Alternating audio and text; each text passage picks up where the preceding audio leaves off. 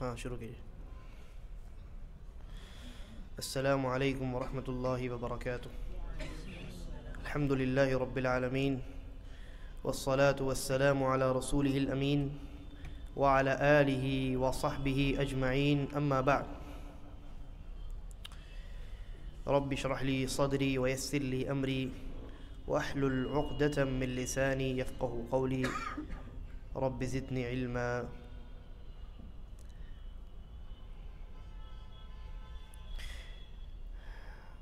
شیخ ابن باز رحمہ اللہ کی کتاب الدروس المہمہ لعامۃ الامہ کا درس جاری ہے، جس میں اس کتاب کی شرح آپ کے سامنے پیش کی جاتی ہے. اور پچھلے کچھ دروس سے نماز کے ارکان کے متعلق ہماری گفتگو چل رہی ہے، جس میں ہم نے نماز کے 8 ارکان پر گفتگو کر لی ہے. نماز کا 9واں رکن ہے. کل 14 ارکان ہیں نماز کے، تو نماز کے 8 ارکان پر ہم گفتگو کر چکے ہیں. کتنے ارکان بچ گئے؟ 4. 8 سے 14، 6 ارکان بچ گئے. 9واں رکن ہے. شیخ فرماتے ہیں وَالطُّمَأْنِينَةُ فِي جَمِيعِ الْأَفْعَالِ. نماز کے تمام ارکان میں طمأنینت یعنی اطمینان کا ہونا. اس سے قبل ایک مرتبہ وہ حدیث دیکھ لیتے ہیں تاکہ مسئلہ اور اچھے سے سمجھ میں آ جائے، جس میں نبی اکرم صلی اللہ علیہ وسلم نے ایک صحابی کو نماز کا طریقہ بتلایا، اور علماء کا اس بات پر اتفاق ہے کہ اس حدیث میں جن جن اعمال کا تذکرہ ہے وہ تمام اعمال رکن ہے. وہ تمام اعمال رکن ہے. غالباً کچھ علماء نے، اتفاق نہیں ہے مطلب تمام علماء کا، لیکن جمہور علماء کا یہی موقف ہے، اور کچھ علماء نے اس سے اختلاف کیا. بہرحال اختلاف کو ہم دیکھیں گے دوران گفتگو ہے، کس رکن میں کن علماء نے اختلاف کیا. تو اتفاق تو نہیں ہے، لیکن زیادہ تر علماء اس حدیث میں مذکور جو افعال ہیں ان کو رکن کی حیثیت سے تسلیم کرتے ہیں. کیوں؟ اس لیے کہ نبی اکرم صلی اللہ علیہ وسلم نے صحابی کو ان اعمال سکھلانے کے بعد اسی طریقے پر نماز پڑھنے کا حکم دیا، اور صحابی انہی اعمال میں گڑبڑی کر رہے تھے تو اللہ کے نبی نے ان کے نماز کو باطل قرار دیا تھا. یہی تو رکن کی تعریف ہے. اچھا، حدیث دیکھ لیتے ہیں. صحیح مسلم کی یہ روایت ہے. حضرت ابو ہریرہ رضی اللہ عنہ فرماتے ہیں، اور یہ حدیث اور بھی کئی صحابہ سے منقول ہے. تو حضرت ابو ہریرہ رضی اللہ عنہ فرماتے ہیں ان رسول اللہ صلی اللہ علیہ وسلم دخل المسجد، کہ اللہ کے رسول صلی اللہ علیہ وسلم مسجد تشریف لائے. فدخل رجل فصلى، ایک اور آدمی آیا اور اس نے نماز پڑھی. فسلم علی النبی صلی اللہ علیہ وسلم، اس نے اللہ کے رسول صلی اللہ علیہ وسلم پر آ کر کے آپ کو سلام کیا. فرد، تو آپ نے سلام کا جواب دیا. وقال، اور فرمایا ارجع، لوٹ جاؤ. فصلی، نماز پڑھو. فإنک لم تصلی، تم نے نماز نہیں پڑھی. حالانکہ وہ صحابی حضرت ابو ہریرہ کیا فرما رہے، وہ صحابی داخل ہوئے نماز میں، نماز پڑھی انہوں نے، اور اس کے بعد آ کے اللہ کے رسول کو سلام کیا. اللہ کے رسول نے کہا لوٹو، نماز پڑھو، تم نے نماز پڑھی ہی نہیں. کیا مطلب ہوا؟ یعنی تمہاری جو نماز ہے وہ نماز باطل ہے، درست نہیں. فرجع یصلی کما صلی، تو وہ صحابی واپس گئے، اور جس طریقے پر انہوں نے پہلی مرتبہ نماز پڑھی تھی دوبارہ بھی انہوں نے اسی طریقے پر نماز پڑھی. ثم جاء فسلم علی النبی صلی اللہ علیہ وسلم، دوبارہ آئے اور دوبارہ اللہ کے رسول صلی اللہ علیہ وسلم کو سلام کیا. فقال، تو اللہ کے نبی نے دوبارہ فرمایا ارجع فصلی فإنک لم تصلی ثلاثا.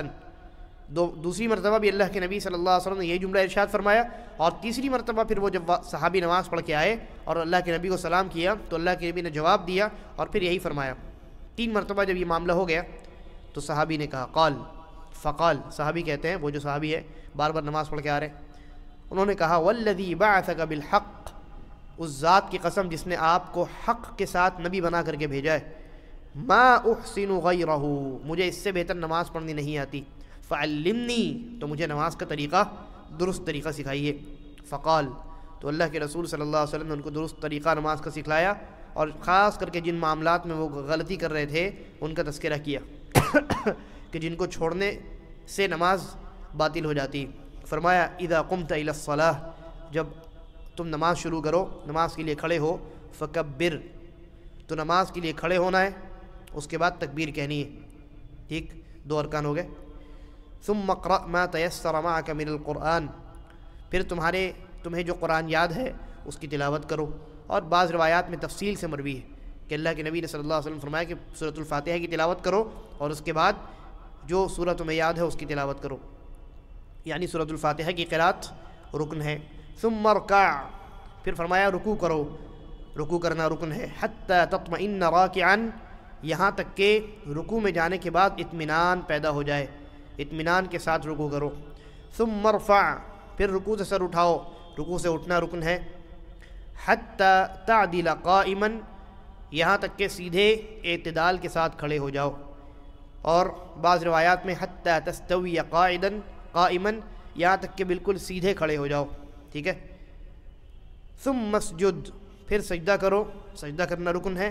حتی تطمئن ساجدا، یہاں تک کہ اطمینان کے ساتھ سجدے کی حالت میں چلے جاؤ۔ ثم ارفع، پھر سجدے سے سر اٹھاؤ، تو سجدے سے سر اٹھانا رکن ہے۔ حتی تطمئن جالسا، یہاں تک کہ اطمینان کے ساتھ بیٹھ جاؤ، سجدے سے سر اٹھانے کے بعد پہلے سجدے سے بیٹھنا رکن ہے۔ وافعل ذلك في صلاتك كلها، اور اسی طریقے پر اپنی تمام نمازیں مکمل طور پہ ایسے ہی پڑھو، یعنی ہر ایک رکعت بتا دی اللہ کے نبی صلی اللہ علیہ وسلم نے، اب باقی رکعتوں کو اسی طریقے پر ادا کرو۔ تو اس روایت میں آپ ذرا غور کیجئے، اللہ کے نبی صلی اللہ علیہ وسلم نے رکوع میں جانے، رکوع سے اٹھنے، سجدے میں جانے، سجدے سے اٹھنے، سجدے کے بعد 2 سجدوں کے درمیان بیٹھنے، ان تمام افعال میں حتی تطمئن کے الفاظ استعمال کیے کہ اطمینان کے ساتھ یہ تمام ارکان جو انجام دو گے، اطمینان کے ساتھ انجام دینا ہے، اسی کو الطمأنینہ کہا جاتا ہے۔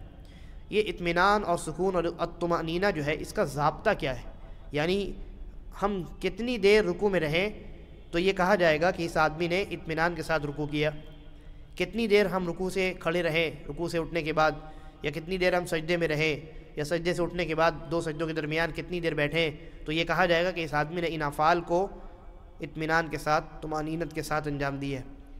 تو اس سلسلے میں اہل علم کے یہاں 2 طرح کے اقوال ملتے ہیں۔ سب سے پہلی بات تو یہ ہے کہ یہ جو اطمینان ہے، الطمأنینہ، یہ جمہور علماء کے یہاں رکن ہے، خلافا للحنفیہ، احناف کے یہاں یعنی حنفی علماء کے یہاں رکن نہیں ہے، اسی لیے آپ دیکھیے کہ ان کی نمازوں میں اطمینان نہیں ہے۔ تو ان کے یہاں نماز کے افعال میں طمأنینت کا ہونا، اطمینان کا ہونا، یہ رکن ہے ہی نہیں، ان کے یہاں رکن نہیں ہے، اور جمہور علماء کے یہاں رکن ہے، اور جمہور علماء کا موقف ہی درست ہے، کیونکہ ہمارے پاس واضح اور کلیئر حدیث موجود ہے، صحیح بخاری ہے، صحیح مسلم ہے، دیگر کتب حدیث کے اندر یہ روایت موجود ہے، اور اہل علم کے درمیان یہ روایت جو ہے حدیث المسیء صلاتہ، یعنی اس صحابی کی نماز جو اپنی نماز میں غلطی کر رہے، اس صحابی کی حدیث، اس صحابی کی حدیث جو اپنی نماز میں غلطی کر رہے تھے، نماز میں غلطی کرنے والے صحابی کی حدیث، اس نام سے یہ جو حدیث ہے بہت معروف، بہت مشہور ہے اہل علم کے درمیان۔ تو اس حدیث میں بہت واضح الفاظ میں اللہ کے نبی صلی اللہ علیہ وسلم نے اطمینان کا ہر مرتبہ حکم دیا ہے، تو کیسے یہ کہا جا سکتا ہے کہ اطمینان رکن نہیں ہے؟ لہذا راجح قول یہ ہے کہ اطمینان جو ہے وہ رکن ہے۔ اب یہ سوال ہے کہ یعنی دیکھیے اللہ کے نبی صلی اللہ علیہ وسلم اگر یہ کہتے ثم ارکع، پھر رکوع کرو، ثم ارفع منہ، پھر رکوع سے اٹھ جاؤ، ثم اسجد، پھر سجدے میں چلے جاؤ، ثم ارفع منہ واجلس، اور رکوع سے اٹھ جاؤ، سجدے سے اٹھ جاؤ، سجدے سے اٹھنے کے بعد بیٹھ جاؤ، تو بھی بات واضح ہو جاتی، بات سمجھ میں آ جاتی نا، رکوع کرنا ہے، سجدہ کرنا ہے، سجدے سے اٹھ کر کے بیٹھنا ہے۔ لیکن اللہ کے نبی صلی اللہ علیہ وسلم نے مزید ہر رکن کے بعد اس بات کا اضافہ فرمایا ہے کہ رکوع کرو اور اطمینان کے ساتھ رکوع کرو، رکوع سے سر اٹھاؤ تو اطمینان کے ساتھ اعتدال کے ساتھ کھڑے ہو جاؤ، سجدے میں جاؤ تو اطمینان کے ساتھ سجدہ کرو۔ تو یہ روایت بتاتی ہے کہ اطمینان، یہ طمانینہ جو ہے یہ نماز کا رکن ہے، یہ نماز کا رکن ہے۔ تو ہاں میں یہ کہہ رہا تھا کہ اس کے اور بھی دلائل ہیں، جیسے نبی اکرم صلی اللہ علیہ وسلم نے اپنے پیچھے ایک آدمی کو دیکھا کہ وہ صحابی تھے، نماز پڑھ رہے تھے اور وہ اپنی پیٹھ کو رکوع میں سیدھی نہیں کر رہے تھے، ٹھیک ہے؟ اور پیٹھ سیدھی کب ہوگی؟ جب انسان رکوع میں جانے کے بعد اطمینان اختیار کرے تب نہ پیٹھ سیدھی ہوگی، ورنہ وہ گیا اور اٹھ گیا تو پیٹھ سیدھی کہاں ہوئی؟ وہ تو گیا اور اٹھ گیا۔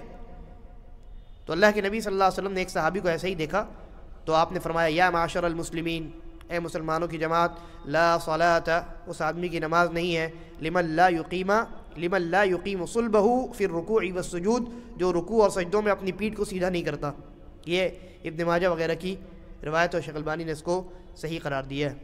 اسی طریقے پر آپ نے فرمایا لا تجزئ صلاۃ لا یقیم فیہا الرجل صلبہ فی الرکوع والسجود، کہ اس آدمی کی نماز کافی نہیں ہے اس کے لیے جو اپنے رکوع میں اور سجدوں میں، ایسا آدمی جو اپنے رکوع اور سجدے میں اپنے پیٹھ کو سیدھا نہیں کرتا، ٹھیک ہے؟ یعنی اطمینان کے ساتھ رکوع میں جانے کے بعد ٹھہرا نہیں رہتا، اور رکوع میں جانے کے بعد پیٹھ سیدھی کر کے وہ ٹھہرا نہیں رہتا۔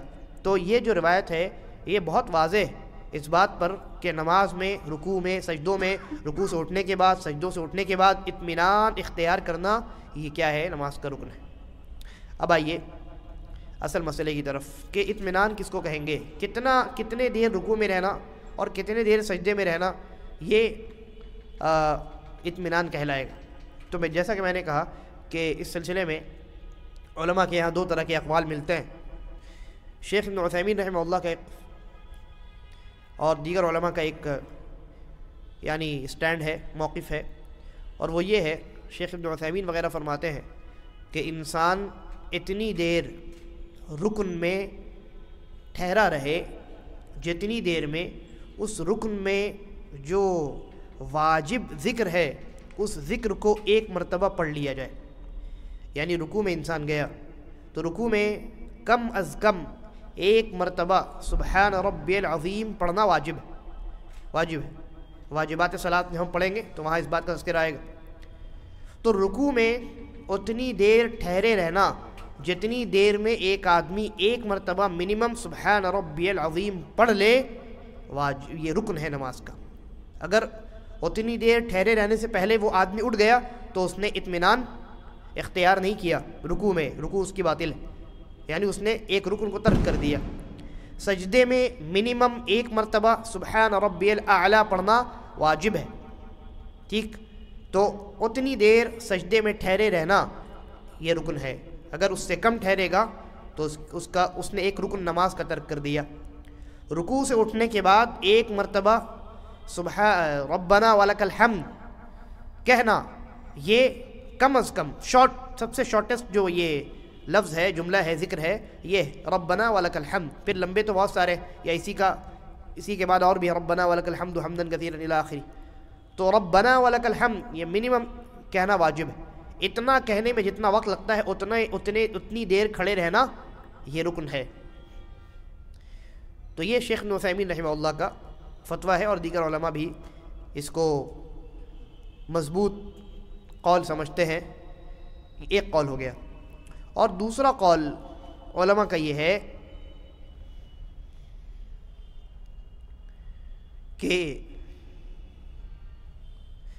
انسان نماز میں اتنی دیر ہر رکن میں وقت دے اور ٹھہرا رہے کہ جتنی دیر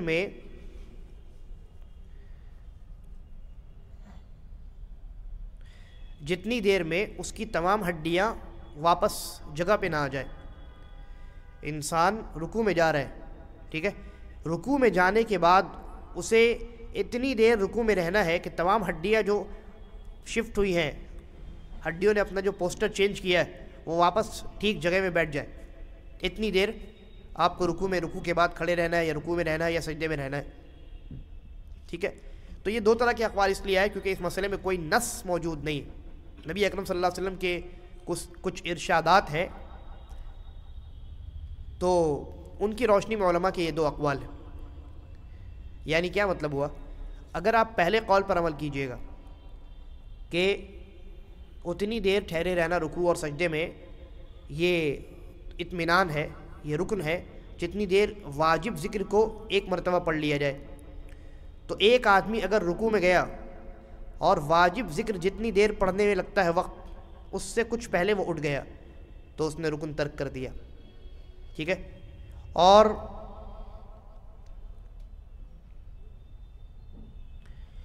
اگر دوسرے قول پر عمل کیجئے گا کہ ایک آدمی جو ہے وہ رکوع میں گیا مان لیجئے،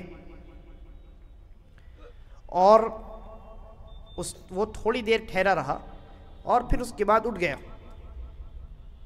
اور اس تھوڑی دیر میں اس نے سبحان ربی العظیم نہیں پڑھا، تو واجب تو چھوٹا اس سے، لیکن رکن اس کو ادا ہو گیا، اس کا رکن جو ہے وہ ادا ہو گیا. تو بہرحال آپ جس قول پہ عمل کرنا چاہے کر سکتے ہیں. شیخ ابن عثیمین رحمہ اللہ کا جو قول ہے وہ زیادہ یعنی مجھے قوی معلوم ہوتا ہے، اور وہ کیا ہے کہ انسان ہر رکن میں اتنی دیر ٹھہرا رہے جتنی دیر میں منیمم اس رکن میں جو ذکر واجب ہے اس ذکر کو ایک مرتبہ ادا کر سکے. تو ایک مرتبہ سبحان ربی العظیم، ایک مرتبہ سبحان ربی الاعلیٰ، یا رکوع سے اٹھنے کے بعد ربنا ولک الحمد، یا سجدے سے اٹھنے کے بعد جو دو سجدوں کے درمیان بیٹھے گا وہاں رب اغفر لی ایک مرتبہ. اتنی دیر اس کا بیٹھنا رکن ہے. نہیں بیٹھے گا تو اس نے ایک رکن کو اطمینان کو ترک کر دیا، اور رکن ترک کرنے سے انسان کی نماز باطل ہو جاتی ہے. تو یہ نماز کا 7واں رکن ہے، 9واں رکن ہے. اس کے بعد 10واں رکن شیخ فرماتے ہیں وَالتَّرْتِيبُ بَيْنَ الْأَرْكَانِ. اب یہ جو تمام ارکان بتلا دیے گئے، بلکہ ابھی 2 ارکان اور بھی ہیں، 2 ارکان اور بھی ہیں، تو شیخ اگر اس کو لاسٹ میں ذکر کرتے تو یہ زیادہ بہتر ہوتا. ٹھیک ہے. تو ہم بھی ایسا ہی کرتے ہیں. ہم جو ہے الترتیب بین الارکان، ارکان کے درمیان سیکوینس کو فالو کرنا، ترتیب جو بتا دی گئی اس کو فالو کرنا، یہ رکن ہے، یہ اٹ سیلف رکن ہے. اس پر ہم بات کریں گے لاسٹ میں. تو 11واں اور 12واں رکن ہے التشہد الاخیر والجلوس لہ. آخری تشہد پڑھنا اور آخری تشہد کے لیے بیٹھنا. ٹھیک ہے. آخری تشہد پڑھنا یعنی التحیات للہ، یہ پڑھنا، اور اسی میں درود ابراہیمی پڑھنا بھی شامل ہے. درود ابراہیمی الگ سے شیخ اس کو ذکر کر رہے ہیں. چلیے اچھی بات. تو التشہد الاخیر، آخری تشہد پڑھنا، اور کھڑے کھڑے نہیں پڑھنا، لیٹے لیٹے نہیں پڑھنا. والجلوس لہ، اور آخری تشہد پڑھنے کے لیے کیا کرنا؟ بیٹھنا. تو یہ 2 ارکان ہو گئے، یہ 2 ارکان ہو گئے. اور اس کے بعد ہے 13واں رکن جو ہے الصلاۃ علی النبی، نبی اکرم صلی اللہ علیہ وسلم پر درود پڑھنا. جہاں تک بات ہے التشہد الاخیر کی، آخری تشہد، دیکھیے اگر نماز 2 تشہد والی ہے تو پہلا تشہد جو ہے وہ رکن نہیں ہے، وہ واجب ہے، وہ واجبات کے کیٹیگری میں، اس پر ہم بعد میں بات کریں گے.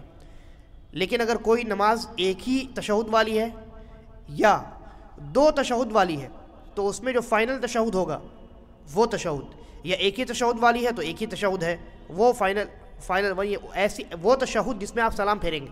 یہ ہو گیا معاملہ. وہ تشہد جس میں آپ سلام پھیریں گے تو وہ تشہد پڑھنا اور پھر اس کے لیے بیٹھنا، یہ دونوں کیا ہے؟ رکن ہے. جہاں تک بات ہے آخری تشہد پڑھنے کی، تو حنابلہ اور شافعیہ کے ہاں تو یہ رکن ہے، لیکن حنفیہ اور مالکیہ کے ہاں رکن نہیں ہے. یعنی ایک آدمی اگر لاسٹ میں بیٹھتا ہے، آخری تشہد میں بیٹھ جاتا ہے، لیکن وہ کچھ نہیں پڑھتا ہے، ایسے ہی سلام پھیر دیتا ہے، تو ان کے ہاں ان کی نماز درست ہے. جبکہ صحیح قول یہ ہے کہ نماز اس کی درست نہیں ہے، کیونکہ آخری تشہد پڑھنا زبان سے التحیات للہ والصلوات والطیبات، اس کا پڑھنا یہ نماز کا رکن ہے، یہ نماز کا رکن ہے. اس کی دلیل کیا ہے؟ ہم نے کیوں اس کو راجح قرار دیا؟ حنفیہ کا موقف غلط کیوں ہے؟ اس لیے کہ ہمارے پاس دلیل ہے. دلیل ہے حضرت عبداللہ بن مسعود رضی اللہ عنہ کا واقعہ، آپ کی حدیث. وہ فرماتے ہیں کننا نقول قبل ان یفرض علینا التشہد، کہ تشہد ہمارے اوپر فرض ہو جائے اس سے پہلے، تشہد کا ہمارے اوپر فرض ہونے سے پہلے ہم کہا کرتے تھے، نماز میں یہ پڑھا کرتے تھے السلام علی اللہ من عبادہ، کہ اللہ پر اس کے بندوں کی طرف سے سلامتی ہو. فقال النبی صلی اللہ علیہ وسلم، تو اللہ کے رسول صلی اللہ علیہ وسلم نے فرمایا تشہد فرض ہونے کے بعد فرمایا لا تقولوا السلام علی اللہ، یہ مت کہو اللہ پر سلامتی ہو، کہو التحیات للہ، اللہ رب العالمین کے لیے سلام ہو. تحیات کا معنی بھی وہی ہوتا ہے، لگ بھگ تھوڑا سا فرق. تو اللہ کے نبی صلی اللہ علیہ وسلم فرمایا التحیات للہ، یہ مت کہو السلام علی اللہ، کہو التحیات للہ آخر تک. ٹھیک ہے، اس روایت کو امام نسائی نے روایت کیا اور یہ روایت صحیح ہے، شیخ البانی نے صحیح قرار دیا. یہ اس روایت سے ہمیں کیسے معلوم ہوا کہ آخری تشہد رکن ہے؟ حضرت عبداللہ بن مسعود رضی اللہ عنہ کا یہ فرمانا کہ تشہد ہمارے اوپر فرض ہونے سے پہلے ہم یہ پڑھا کرتے تھے، پھر جب فرض ہو گیا تو ہم یہ پڑھنے لگے، اللہ کے نبی نے یہ سکھا دیا ہم کو. تو معلوم ہوا کہ تشہد پہلے فرض نہیں تھا، بعد میں فرض ہوا. فرض یعنی رکن، فرض یعنی رکن. تو ہمارے پاس یہ واضح دلیل ہے. اس لیے حنفیہ اور مالکیہ کا جو موقف ہے اس مسئلے میں وہ درست نہیں ہے. آخری تشہد پڑھنا یہ کیا ہے؟ یہ رکن ہے، یہ رکن ہے. اچھا، درود ابراہیمی پڑھنا یہ بھی رکن ہے، یہ بھی رکن ہے.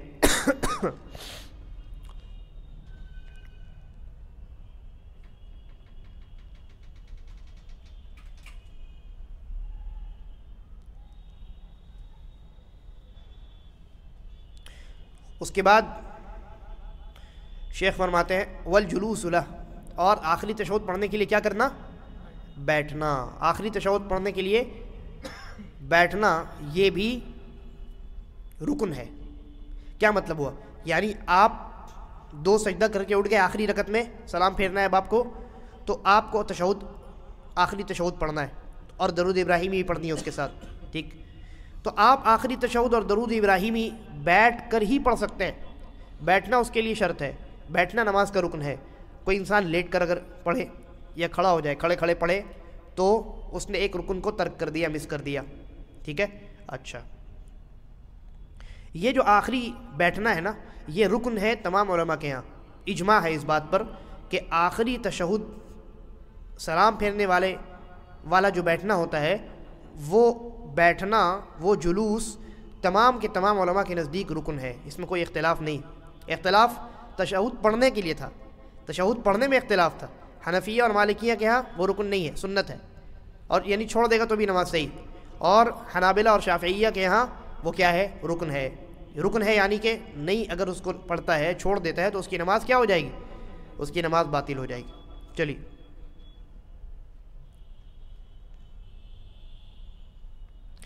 تو مان لیجئے ایک آدمی احناف کے یہاں، ایک آدمی نے دونوں سجدے کیے اور 2 سجدہ کرنے کے بعد وہ بیٹھا اور بیٹھتے ہی سلام پھیر دیا، کچھ نہیں پڑھا. 2 سجدے سے اٹھا آخری رکعت میں بیٹھا اور بیٹھتے ہی وہ سلام پھیر دیا اس نے. تو احناف کے یہاں، حنفیوں کے یہاں اس کی نماز صحیح ہے، کچھ نہیں پڑھا اس نے، نماز صحیح ہے اس کے یہاں. بلکہ ابھی اس سے بھی آگے والی بات آئے گی. ابھی دیکھیے، پہلے اس پر ہم بات کر لیتے ہیں. تو یہ آپ نے سمجھ لیا، اگر ایک آدمی احناف کے یہاں 2 سجدوں سے اٹھنے کے بعد بیٹھا، کچھ نہیں پڑھا اس نے، نہ تشہد پڑھا، نہ درود پڑھا، کچھ نہیں پڑھا، اور اس نے سلام پھیر دیا، تو اس کی نماز صحیح ہے، اس کی نماز باطل نہیں. جبکہ دوسرے علماء جو ہیں ان کے نزدیک اس کی نماز باطل ہے، کیونکہ اس نے ایک رکن کو ترک کر دیا. ٹھیک ہے. اچھا، آگے بڑھتے ہیں. اس کے بعد شیخ فرماتے ہیں والتسلیمتان، اور دونوں سلام پھیرنا. ٹھیک ہے، دونوں سلام پھیرنا شیخ کے نزدیک دونوں سلام پھیرنا رکن ہے. ابھی اس پر ہم بات کریں گے سلام کے متعلق. اور اس کی دلیل کیا ہے؟ اس کی دلیل ہے نبی اکرم صلی اللہ علیہ وسلم کا فرمان وَتَحْرِيمُهَا التَّكْبِيرُ وَتَحْلِيلُهَا التَّسْلِيمُ، نماز کی حرمت شروع ہوتی ہے تکبیر تحریمہ سے، اور نماز کی حلت شروع ہوتی ہے تسلیم سے، سلام پھیرنے سے اب آدمی حلال ہو گیا، بات بھی کر سکتا ہے، کھانا پینا بھی کھا سکتا ہے، ادھر ادھر بھی دیکھ سکتا ہے، جو کچھ نماز میں حرام تھا اب وہ حلال ہو گیا اس کے لیے۔ تو کیسے حلال ہوگا؟ سلام کے ذریعے سے حلال ہوگا، یعنی سلام کے بغیر نماز سے آپ نہیں نکل سکتے۔ اس کا مطلب کیا ہوا کہ سلام جو ہے یہ نماز کا کیا ہے؟ نماز کا یہ رکن ہے، نماز کا یہ رکن ہے۔ اچھا، یہ جو دونوں طرف سلام پھیرنا ہے نا، یہ جمہور علماء کے ہاں رکن ہے۔ جمہور علماء سے مراد میری ائمہ ثلاثہ، ٹھیک ہے، امام احمد ابن حنبل، امام مالک اور امام شافعی کے ہاں یہ رکن ہے، ان کے ہاں کوئی اختلاف نہیں، وہ اس کو رکن مانتے ہیں۔ لیکن احناف کے یہاں سلام پھیرنا رکن نہیں ہے، احناف کے یہاں سلام پھیرنا رکن نہیں ہے، یعنی ائمہ ثلاثہ جو ہیں، امام مالک، امام شافعی، امام احمد ابن حنبل، اگر ان کے سامنے کوئی آدمی آخری تشہد میں بیٹھے اور تشہد اخیر جو ہے تحیات پڑھے، درود ابراہیمی پڑھے، اور اس کے بعد وہ سلام نہ پھیرے، سلام پھیرنے سے پہلے وہ کہے بھائی پانی لا کے دو، چائے لا کے دو، اور آپ کا کیا حال ہے، بات کر لے، تو اس کی نماز باطل، اس کی نماز کیا ہے؟ اس کی نماز باطل ہے۔ جبکہ احناف کے یہاں مسئلہ یہ ہے کہ انسان کے لیے سلام پھیرنا نماز میں سنت کا درجہ رکھتا ہے، ورنہ وہ کسی بھی عمل، نماز کے علاوہ کسی اور عمل یا نماز کے علاوہ کسی اور طرح کی بات کر کے نماز سے نکل سکتا ہے۔ یعنی کیا مطلب ہوا کہ اگر ایک آدمی احناف کے ہاں نماز پڑھے، 2 سجدہ کرے اخیر میں، اور اس کے بعد وہ بیٹھے، اچھا آپ نے دیکھنا اس سے پہلے احناف کے ہاں آخری تشہد کے لیے بیٹھنا تو رکن ہے، آخری تشہد پڑھنا رکن نہیں ہے، اور سلام پھیرنا بھی ان کے ہاں رکن نہیں ہے۔ تو ان کے یہاں اگر کوئی آدمی دونوں سجدہ کر لیا فائنل آخری رکعت میں، اور اس کے بعد صرف بیٹھا، دوسرے سجدے سے اٹھا اور بیٹھا، اور بیٹھ کر کے بغل میں گلاس رکھا تھا، پانی پی لیا اس نے، تو احناف کے ہاں ان کی نماز درست ہے، اس کی نماز کیا ہے؟ درست ہے۔ اسی لیے احناف کا ایک مسئلہ ہے کہ اگر وہ کہتے ہیں، ان کی فقہی کتابوں میں یہ مسئلہ لکھا ہوا ہے کہ ایک آدمی اگر آخر تشہد میں ہے، لاسٹ تشہد ہے، آخری تشہد میں، تو آخری تشہد کے لیے بیٹھنا ان کے ہاں رکن ہے نا، وہ آدمی بیٹھا ہوا ہے یعنی اس نے اس آخری رکن کو انجام دے دیا، اس کے بعد آخر تشہد پڑھنا ان کے ہاں رکن نہیں ہے، سنت ہے، تو چلیے ہم مان لیتے کہ وہ پڑھ رہا ہے، اور سلام پھیرنا بھی ان کے ہاں رکن نہیں ہے، کسی بھی ایسے عمل سے یا ایسی بات سے جو نماز کا حصہ نہیں ہے، ایکسٹرنل کوئی ایکٹیویٹی انسان کرے تو نماز سے نکل جائے گا وہ، ٹھیک ہے، اور اس کی نماز صحیح۔ تو ان کے ہاں یہ فقہی مسئلہ ان کے ہاں ہے کہ اگر ایک آدمی آخری تشہد میں بیٹھا ہوا ہے اور اس کی ہوا خارج ہو جاتی ہے، اس کی نماز صحیح ہے، ہوا خارج ہو جاتی ہے اس کی، تو اس کی نماز صحیح ہے۔ کیوں صحیح ہے؟ کیونکہ اس نے ہوا جو خارج ہوئی ہے اس کی، تو اس نے کیا مس کیا؟ تسلیمتان، 2 سلام اس نے نہیں پھیرے، اور ان کے یہاں 2 سلام پھیرنا رکن ہی نہیں ہے، ان کے یہاں کسی بھی ایکسٹرنل ایکٹیویٹی انسان کرے، کوئی بھی خارجی جو ہے وہ عمل کرے اور نماز سے نکل سکتا ہے، تو چاہے وہ بغل میں رکھا ہوا گلاس کا پانی پی لے، یا بغل میں کوئی آدمی بیٹھا ہوا اس سے بات کر لے، حال چال پوچھ لے، یا ہوا خارج ہو جائے اس کی۔ تو ان کے یہاں کوئی آدمی اگر آخری تشہد میں ہے اور اس کی ہوا خارج ہو جاتی ہے تو ان کے یہاں ان کی نماز درست ہے، اس آدمی کی نماز کیا ہے؟ درست ہے۔ لیکن جمہور اہل علم کے ہاں اس کی نماز درست نہیں ہے، ائمہ ثلاثہ کے ہاں اس کی نماز درست نہیں ہے۔ کیوں؟ وہ کہتے ہیں کہ سلام پھیرنا یہ نماز کا رکن ہے، اور ان کے پاس دلیل ہے۔ دلیل کیا ہے؟ یہی دلیل نبی اکرم صلی اللہ علیہ وسلم کا فرمان کہ نماز کی جو حرمت ہے، جو چیزیں نماز میں حرام ہو جاتی ہیں، وہ کب شروع ہوتی ہے؟ یعنی نماز کی سٹارٹنگ کب ہوتی ہے؟ تکبیر تحریمہ کے ذریعے سے، وہ تحلیلها، اور نماز کا اختتام، اینڈنگ کب ہوتا ہے؟ نماز سے آدمی باہر کب نکلتا ہے، کیسے نکلتا ہے، اور وہ تمام چیزیں جو نماز کے اندر حرام ہے وہ حلال دوبارہ کیسے ہو جاتی ہیں؟ کہا وَتَحْلِيلُهَا التسلیم، سلام پھیر کر کے۔ تو اس آدمی نے سلام تو پھیرا نہیں ہے، ہوا خارج ہو گئی اس کی، یا پانی کا گلاس پی لیا اس نے، یا کسی سے بات کر لیا اس نے، تو اس نے سلام پھیرا نہیں پھیرا، تو نماز سے کیسے نکلے گا؟ بیچ میں اس نے گویا کہ نماز چھوڑ دیا، لہذا نماز اس کی باطل ہو گئی، نماز اس کی باطل ہو گئی۔ تو اس مسئلے میں بھی آپ جانتے ہیں بہت واضح ہے کہ جمہور کا جو رکن ہے، جمہور کا جو موقف ہے، جمہور علماء کرام کا، وہی درست ہے۔ اور احناف کا جو موقف ہے وہ دلیل کے موافق نہیں ہے۔ اچھا، اب یہاں ان تین ائمہ کے درمیان ایک مسئلے میں تھوڑا اختلاف ہوا، وہ یہ ہے کہ یہ سلام پھیرنا، اللہ کے نبی صلی اللہ علیہ وسلم نے کیا فرمایا؟ وَتَحْلِيلُهَا التَّسْلِيمُ، کہ نماز ختم ہوتی ہے، نماز کی حلت شروع ہوتی ہے نماز کے بعد سلام پھیر کر کے، ٹھیک ہے؟ تو اب یہ اختلاف ہوا کہ سلام پھیرنے سے کیا مراد ہے؟ کیا دونوں طرف سلام پھیرنا یہ نماز کا رکن ہے، یا ایک طرف سلام پھیر کر کے بھی انسان نماز سے باہر نکل سکتا ہے؟ اس بات میں اختلاف ہو۔ تو اس مسئلے میں جو حنابلہ ہے، امام احمد ابن حنبل رحمہ اللہ، اور ان کے جو علماء ہیں ان کے ہاں دونوں طرف سلام پھیرنا رکن ہے۔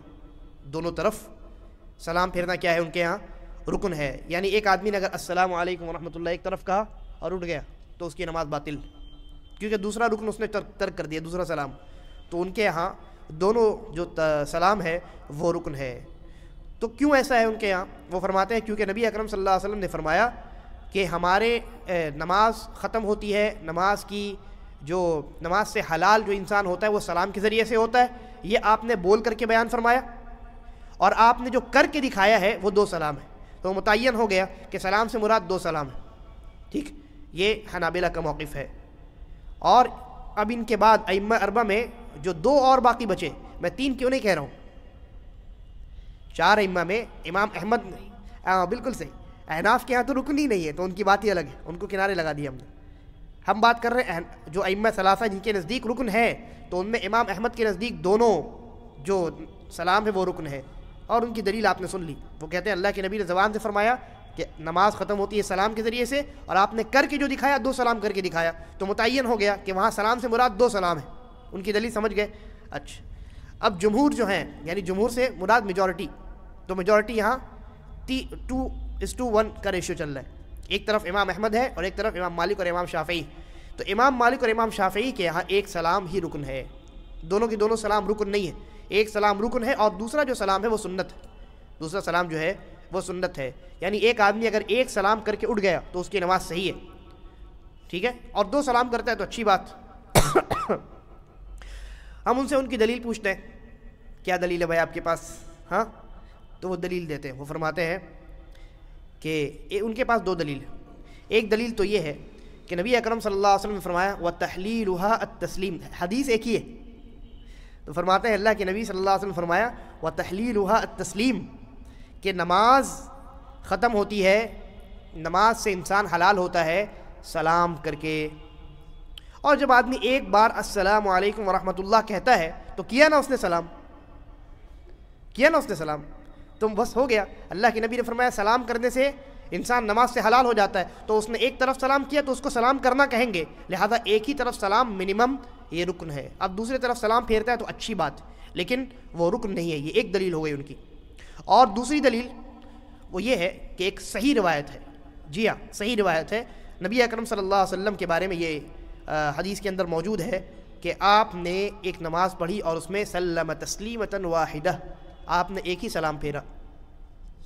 تو وہ کہتے ہیں اگر دونوں کے دونوں سلام رکن ہوتے تو ایک طرف سلام پھیر کے آپ نماز کیسے ختم کرتے؟ اس کا مطلب یہ ہے کہ ایک ہی طرف سلام پھیرنا، ایک ہی طرف جو ہے وہ ضروری ہے اور رکن ہے، دوسری طرف اگر آپ سلام نہ بھی پھیرے تو نماز ہو جاتی ہے۔ یہ اس بات کی دلیل ہے کہ دوسری طرف سلام پھیرنا سنت ہے، اور یہی دوسرا قول جو ہے راجح معلوم ہوتا ہے، یہی دوسرا قول راجح معلوم ہوتا ہے۔ لیکن اس کا یہ مطلب نہیں ہے کہ امام اگر 2 طرف سلام پھیر رہا ہے تو آپ ایک طرف سلام پھیر کر کے اٹھ جائیں، یہ اکیلے تنہا میں، یا آپ اگر امامت کر رہے ہیں ایسے کرنے کا نہیں ہے پبلک میں، کیونکہ وہ بھڑک جائے گی، ایک طرف امام صاحب نے سلام پھیرا، یہ تو ہماری نماز باطل ہو گئی۔ تو بہرحال حکمت سے کام کرنے کا ہے۔ آپ اگر تنہا نماز پڑھ رہے ہیں تو کبھی 2 طرف سلام پھیریے۔ دیکھیے نبی اکرم صلی اللہ علیہ وسلم کا جو اکثر عمل منقول ہے وہ 2 طرف سلام پھیرنا ہے، اور کبھی کبھار آپ سے ایک طرف سلام پھیرنا بھی منقول ہے، تو دونوں صحیح ہے۔ تو یہ جو آپ کا عمل ہے دونوں طرح کا، یہ ثابت کرتا ہے کہ کم از کم ضروری کتنا ہے؟ ایک سلام، ٹھیک ہے۔ تو آپ جب تنہا نماز پڑھیے تو وہاں آپ دونوں سنت پر عمل کریے، اور اگر آپ کسی ایسی جگہ ہے جہاں آپ نے پبلک کو بتایا ہے، عوام کو بتایا ہے، جیسے میں نے ابھی آپ کو بتا دیا، اور اگر فوراً کوئی نماز ہوتی تو میں ایک طرف سلام پھیرتا تو آپ کو معلوم ہے آپ نہیں بھڑک جاتے تو یہ تب ہے جب آپ نماز یا تو امام ہے یا تو آپ تنہا نماز پڑھ رہے ہیں. لیکن اگر آپ ایسے امام کے پیچھے نماز پڑھ رہے ہیں جو دونوں سلام پھیرتا ہے تو پھر آپ کے لیے جائز نہیں ہے کہ آپ اس کی مخالفت کریں اور ایک ہی طرف سلام پھیر کر کے اٹھ جائیں. ٹھیک ہے, اگر امام کے پیچھے آپ نماز پڑھ رہے ہیں تو آپ کے لیے جائز نہیں ہے, گرچہ آپ یہ سمجھتے ہوں کہ ایک ہی سلام رکن ہے, لیکن امام اگر 2 سلام پھیر رہا ہے تو آپ کے لیے جائز نہیں ہے کہ آپ ایک ہی سلام پھیر کر کے اٹھ جائیں. امام جب تک 2 سلام نہیں پھیرتا ہے تب تک آپ کے لیے نماز سے نکلنا یہ جائز نہیں ہے. ٹھیک ہے, اسی مسئلے پر ایک اور مسئلہ بنتا ہے, وہ یہ کہ آپ نے دیکھا ہوگا بعض جو ہے حضرات جو ہے وہ کنفیوز رہتے ہیں کہ اب ان کی ایک رکعت چھوٹ گئی تو امام نے ایک طرف سلام پھیرا تب اٹھنا ہے کہ دونوں طرف سلام پھیرنے کے بعد اٹھنا ہے, اٹھ کر کے ایک رکعت کمپلیٹ کرنی ہے. تو علامہ ابن عثیمین رحمہ اللہ فرماتے ہیں کہ امام اگر 2 طرف سلام پھیرنے والا ہے تو جب تک دونوں طرف وہ سلام کمپلیٹ نہ کرے اٹھنے کی اجازت نہیں ہے. اگر آپ بیچ میں اٹھ گئے تو آپ نے بیچ ہی میں امام کی اقتدا ترک کر دی. ٹھیک ہے, وہ یہ بالکل ایسا ہی ہو گیا کہ امام ایک سجدے میں گیا اور آپ نے دوسرا سجدہ کیا ہی نہیں, آپ اٹھ گئے, کھڑے ہو گئے. تو امام کے ساتھ تمام ارکان کی مطابقت ضروری ہے. تو آپ امام کے پیچھے اگر نماز پڑھ رہے ہیں اور آپ کی رکعت چھوٹ گئی ہے تو کیا کرنا ہے آپ کو, جب تک امام دونوں طرف سلام نہ پھیر لے تب تک آپ کو اٹھنا نہیں. ہاں, اگر امام ایک ہی طرف سلام پھیرتا ہے اور بس تو ایک ہی طرف اس نے سلام پھیرا اور وہ نماز سے خارج ہو گیا, نماز سے نکل گیا, تو آپ بھی اب کھڑے ہو کر کے اپنی چھوٹی ہوئی رکعت مکمل کر سکتے ہیں. لیکن امام 2 سلام پھیرتا ہے تو آپ کو انتظار کرنا ہے, جب دونوں سلام مکمل ہو جائے تب اس کے بعد آپ کو جو ہے اٹھ کر کے اپنی نماز مکمل کرنی ہے. تو امام اگر دونوں سلام پھیرتا ہے تو آپ ایک سلام پھیر کر کے نہیں کھڑے ہو سکتے, گرچہ آپ کا یہ موقف ہے کہ ہاں بھائی ایک ہی سلام جو ہے وہ رکن ہے. شیخ ابن باز رحمہ اللہ کے نزدیک دونوں سلام رکن ہیں. ٹھیک ہے, شیخ ابن باز رحمہ اللہ کے نزدیک دونوں سلام رکن ہے, لیکن ہم نے دلیل دیکھ لی اور وہ روایت صحیح ہے. اس لیے شیخ سلیمان الرحیلی وغیرہ اسی بات کے قائل ہیں کہ ایک سلام رکن ہے اور دوسرا سلام کیا ہے, سنت. دوسرا سلام کیا ہے, سنت ہے. اب اس کے بعد بیچ میں جو ہم نے چھوڑ دیا تھا اس پر آتے ہیں. اچھا, ایک مسئلہ اور سلام کے بارے میں. ایک سلام کا جو زیادہ تر طریقہ نبی اکرم صلی اللہ علیہ وسلم سے منقول ہے وہ کیا ہے, ورحمۃ اللہ تک. السلام علیکم ورحمۃ اللہ, السلام علیکم ورحمۃ اللہ, دونوں طرف ورحمۃ اللہ پر اینڈ کر دینا ہے. لیکن ایک روایت آتی ہے ابن حبان وغیرہ کے اندر ہے اور وہ روایت بھی صحیح ہے, اور اس میں یہ ہے کہ امام دائیں طرف یا مقتدی یا تنہا کوئی انسان نماز پڑھ رہا ہے وہ انسان, تو وہ اگر دائیں طرف وبرکاتہ کا اضافہ کرتا ہے تو درست ہے. ٹھیک ہے, بائیں طرف نہیں, صرف ایک طرف. تو امام یا مقتدی یا تنہا, مقتدی تو نہیں بہرحال, امام یا پھر کوئی تنہا آدمی اگر وہ یہ کرے کہ دائیں طرف جب سلام پھیرے تو اس طریقے سے کہے السلام علیکم ورحمۃ اللہ وبرکاتہ, ورحمۃ اللہ سے ایک اسٹیپ آگے بڑھ جائے, اور بائیں طرف میں نارمل رہے السلام علیکم ورحمۃ اللہ, تو یہ طریقہ بھی نبی اکرم صلی اللہ علیہ وسلم سے ثابت ہے, جیسا کہ ابن حبان کے اندر ہے عبداللہ بن مسعود رضی اللہ عنہ کی روایت, اور ابو داؤد سنن ابو داؤد کے اندر حضرت وائل ابن حجر رضی اللہ عنہ سے 2 صحابی سے روایت آ گئی, ایک حضرت عبداللہ ابن مسعود سے اور ایک حضرت وائل ابن حجر رضی اللہ عنہما سے. تو یہ نہیں کہا جا سکتا کہ ایک صحابی سے غلطی ہو گئی ہوگی, ایک صحابی سے ہو سکتی ہے لیکن 2 صحابی سے تو نہیں ہوگی نا, دونوں ایک ہی بات بیان کر رہے ہیں, اور اس روایت کو شیخ البانی رحمہ اللہ نے صحیح قرار دیا ہے. تو اس لیے ایک طرف دائیں طرف, صرف اور صرف دائیں طرف وبرکاتہ کا اضافہ جائز ہے. اب جس رکن کو ہم نے چھوڑ دیا تھا وہ ہے ترتیب.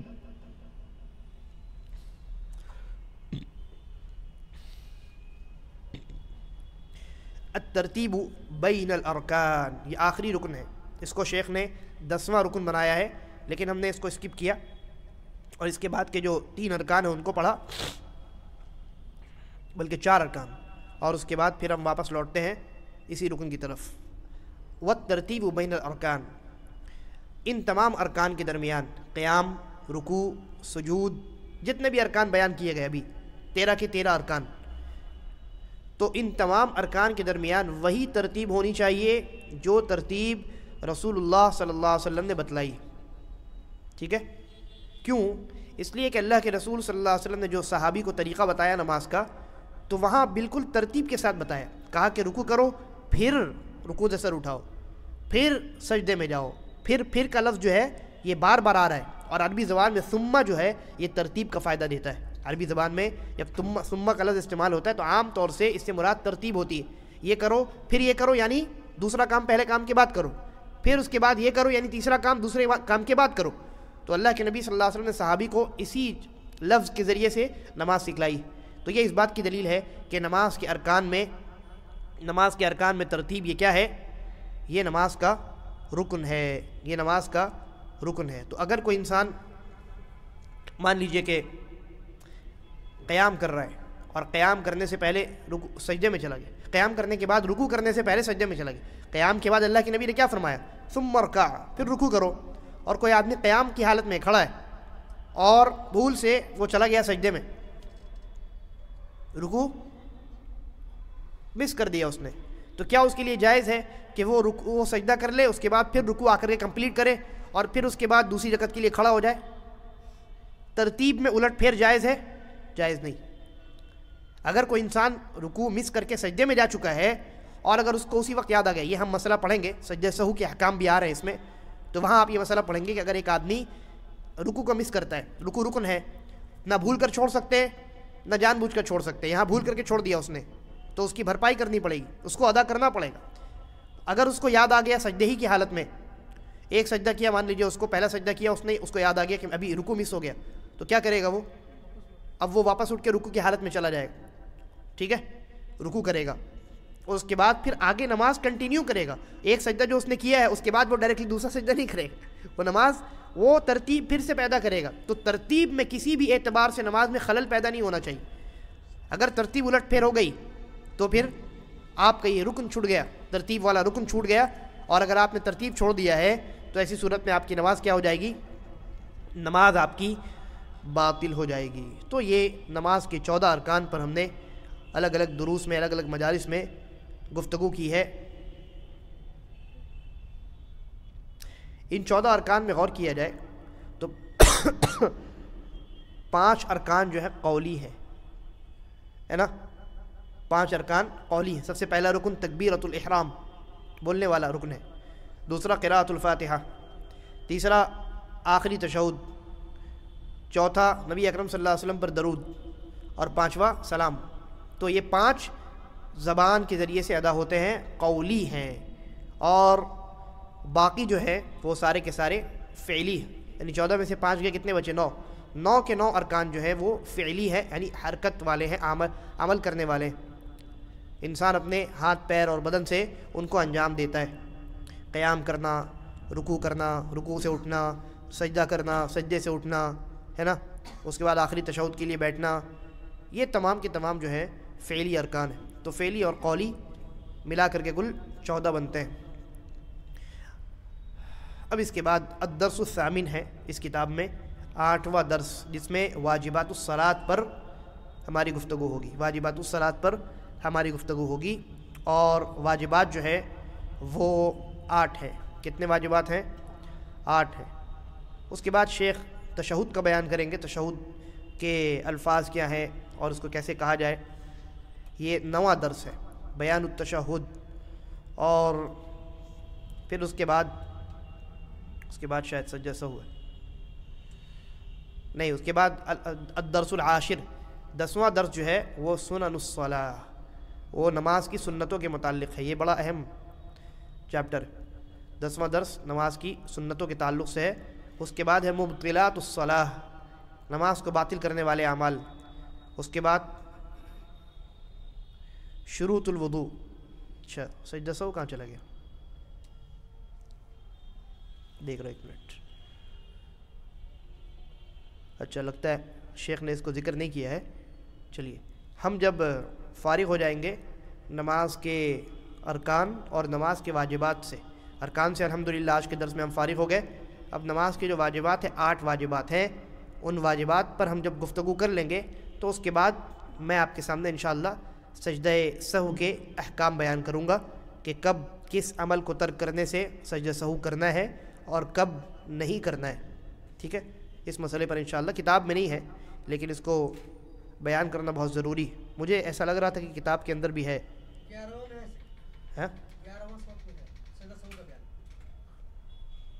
نہیں، میری کتاب میں تو نہیں ہے. نسخے کا فرق ہے، اسی لیے میں نے کہا کہ مجھے لگ رہا ہے کہ ہے اس میں 11واں میں ہونا ہی چاہیے تھا۔ سنن الصلاح کے بعد ارکان، واجبات اور سنتیں، ان تینوں کے بعد عام طور سے علماء سجود السہو کے حکام بیان کرتے ہیں۔